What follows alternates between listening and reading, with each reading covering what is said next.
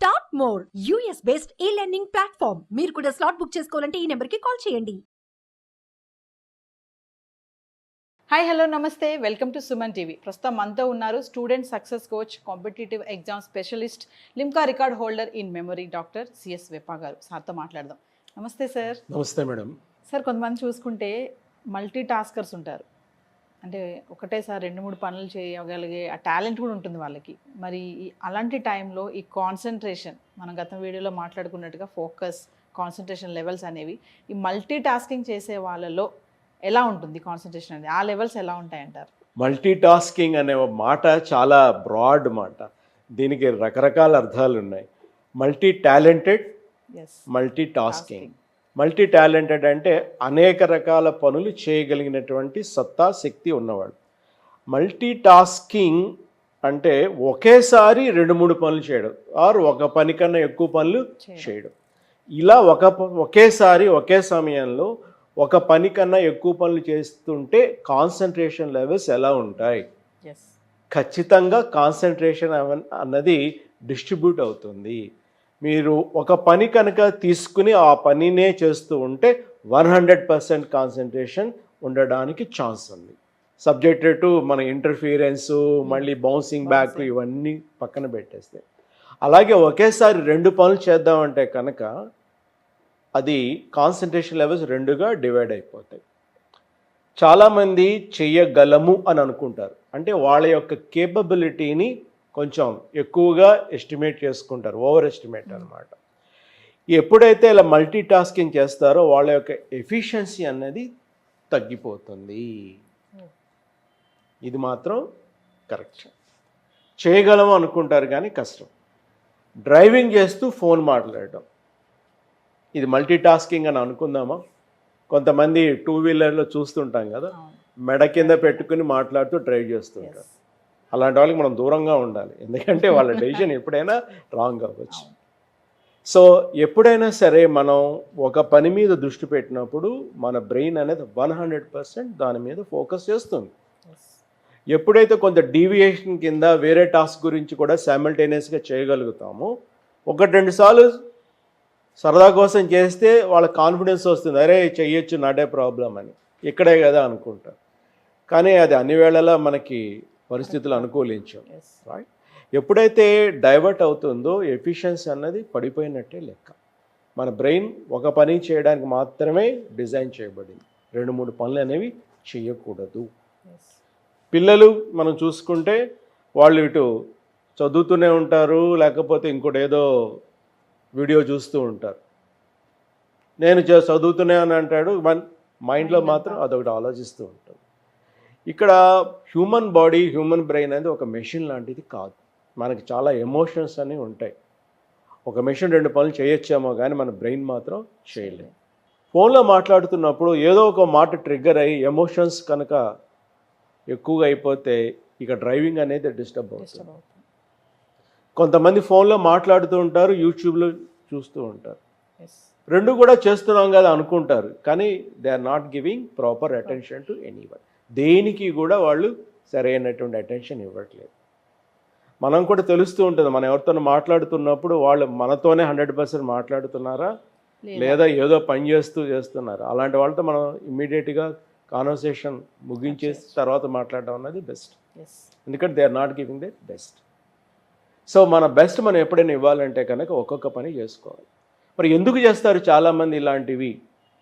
వాళ్ళ యొక్క ఎఫిషియన్సీ అనేది పూర్తిగా ఉపయోగించుకోవట్లేదు, బట్ స్టిల్ అలాగే ఎందుకు చేస్తారంటే కనుక వాళ్ళకి టైం మేనేజ్మెంట్ అనేది తెలియట్లేదు, ప్రయారిటైజేషన్ అనేది తెలియట్లేదు. అలాగే వాళ్ళని వాళ్ళు ఎక్కువ ఎస్టిమేట్ చేసుకోవడం కూడా, రైట్? ఒక పనికి ఎంత టైం పడుతుందో ఆ పని అంత ఇవ్వడం అనేది 100% కరెక్ట్. నేను ల్యాప్టాప్లో పనిచేస్తున్నప్పుడు ఏదైనా ఫోన్ వచ్చినప్పుడు సాధ్యమైనంత వరకు ల్యాప్టాప్ మూసేసి మాట్లాడతాను, సో దట్ నా కాన్సన్ట్రేషన్ అంతా ఫోన్ మీద ఉంటుంది. నేను ల్యాప్టాప్లో చేసే పని నాకు ఇంపార్టెంట్ అనుకోండి, ఆ వచ్చిన ఫోన్ చేసిన తర్వాత నేను చెప్పేస్తాను, ఒక 1/2 అవర్ తర్వాత కాల్ చేస్తాను అని చెప్పి. ఇట్లా ప్రయారిటైజేషన్ కనుక ఎవరికి వాళ్ళు అప్లై చేసుకుంటే వాళ్ళు చేసే ప్రతి పనిలో కూడా ఆ ఎఫిషియన్సీ అన్నది కనిపిస్తుంది. కాబట్టి దానికి తగ్గ ఫలితాలు అనేది వాళ్ళు చక్కగా వస్తాయి. So human brain only for one task design చేయబడింది కాబట్టి వాళ్ళు ఎప్పుడు కూడా ఒక పనిని ఒక సమయంలో చేయడం అనేది అలవాటు చేసుకోవాలి. అంటే ఒకే టైంలో 2-3 పనులు చేస్తే ఖచ్చితంగా ఒక డిస్టర్బ్ అయ్యే ఛాన్సెస్ ఉందని చెప్తున్నారు మీరు. ఖచ్చితంగా ఉంటుంది. ప్రయారిటీ అంటే వాళ్ళు ఇండివిజువల్గా ఒక పని చేస్తారు, పని ఏ పని బి అనుకోండి. పని ఏకి వాళ్ళు ఎంత ఎఫిషియెంట్ చేయగలరో, పని బిని ఎంత ఎఫిషియెంట్ చేయగలరో రెండు కలిపి ఒకేసారి చేస్తున్నప్పుడు ఆ ఎఫిషియన్సీ లెవెల్స్ అనేవి తగ్గుతాయి. ఓకే ఇండిపెండెంట్గా ఒక్కొక్కటి చేస్తే మాత్రం వాళ్ళ ఎఫిషియన్సీ లెవెల్స్ అనేవి పెరుగుతాయి. ఓకే చాలామంది అంటారు కదా సార్, నేను మల్టీ టాస్కర్ని, నేను అన్ని చేసి అదే వాళ్ళ యొక్క డెఫినిషన్ అనేది రాంగ్. మల్టీ టాస్కర్ అంటే వాళ్ళు మల్టీ టాలెంటెడ్ అనే మాట బదులు మల్టీ టాస్కింగ్ అని వాడుతున్నారు. Multi tasking. మల్టీ టాలెంటెడ్ అంటే నేను టైపు చేయగలను, వంట వండగలను, నేను ఒక సినాప్సిస్ చేయగలను, ఒక పీపీటీ చేయగలను, ఇవన్నీ కూడా multi talented. So multi tasker అని కనుక ఒక బయోడేటాలో మనకు కనిపిస్తే వాళ్ళకి తెలియకుండా ఆ మాట వాడారు అనేది మనం అర్థం చేసుకోవాలి. So multi talented, multi task రెండింటికి చాలా డిఫరెన్స్ ఉంది సార్. ఇంకా చక్కగా చెప్పాలంటే I can attend diversified task అని చెప్పండి, not at a time. Multi tasking అనేసరికి at a time no. Sir చాలామంది మరి ఇప్పుడు ఇది అన్నారు మీరు, మల్టీ టాస్కింగ్ గురించి చెప్పారు కదా, టాలెంటెడ్ కాదు టాస్కే మాట్లాడుకుందాం. బైక్ మీద వెళ్తూ ఉంటే ఫోన్ చెప్పారు, కొంతమంది అంటారు కదా ఏం కాదు నేను మాట్లాడుతూ ఉంటే నేను డ్రైవ్ చేస్తూ ఉంటా అంటారు కదా, మరి అలాంటి వాళ్ళకి ఏం చెప్తారు సార్? అలాంటి వాళ్ళు మామూలుగా ఫోన్ లేకుండా డ్రైవ్ చేస్తే ఎంత ఎఫిషియెంట్గా చేస్తారు, డ్రైవ్ చేయకుండా ఫోన్ మాట్లాడితే ఎంత ఎఫిషియెంట్గా మాట్లాడతారు, కంపేర్ చేసుకోమని వాళ్ళకే తెలుస్తుంది. అది రెండుగా డివైడ్ అయిపోతుంది. ఖచ్చితంగా వాళ్ళ యొక్క ఎఫిషియన్సీ అనేది వాళ్ళు ఉపయోగించుకోవట్లేదు సరిగ్గా అనేది. ఓకే సరే, మల్టీ టాస్కింగ్ అంటే నాకు ఒకటి గుర్తొచ్చింది. ఇప్పుడు ఫ్యామిలీ మెంబర్స్ అందరూ కూడా ఇద్దరు జాబ్ చేస్తూ ఉంటే ఈవినింగే కదా వాళ్ళు కలిసి తినేది, డిన్నర్ టైం, లంచ్ ఎలా కలిసి తినరు. సో రండి అందరూ హాల్లో కూర్చుందాం, టీవీ చూసుకుంటూ తిందామని చాలామంది టీవీ చూసుకుంటూ తినేవాళ్ళు ఉన్నారు. ఆ టైంలో మూవీ పెట్టుకొని మూవీ చూసుకుంటూ. సో దాన్ని ఎలా చూడాలంటారు? మీరు టీవీ ఇంకా చూస్తున్నారా? ఇప్పుడు అందరూ నలుగురు ఉంటే నలుగురు 4 మొబైల్స్ ఉంటాయి డైనింగ్ టేబుల్స్ మీద. ఎవరి కంచం వాళ్ళదే, ఎవరి మొబైల్ వాళ్ళదే ఉంటుంది. సో డిన్నర్ అయిపోతుంది కానీ మాట్లాడుకోవడం ఉండదు, ఇంటరాక్షనే ఉండదు. ఇక్కడ తినే తిండి మీద ధ్యాస ఉండదు.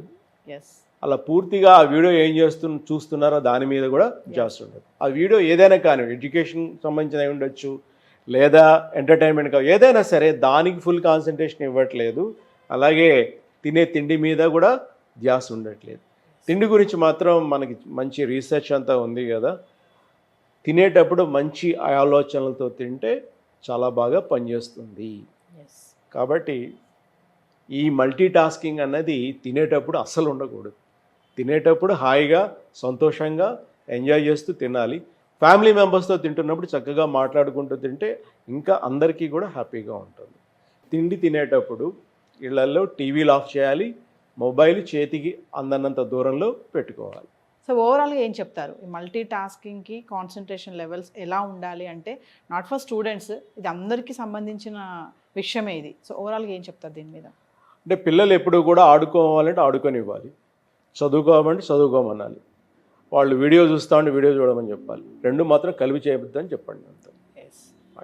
ఎప్పుడూ కూడా చదువుకునేటప్పుడు మధ్యలో ఒక 5 నిమిషాల బ్రేక్, 10 నిమిషాల బ్రేక్లో వీడియో చూస్తానంటే మాత్రం నో.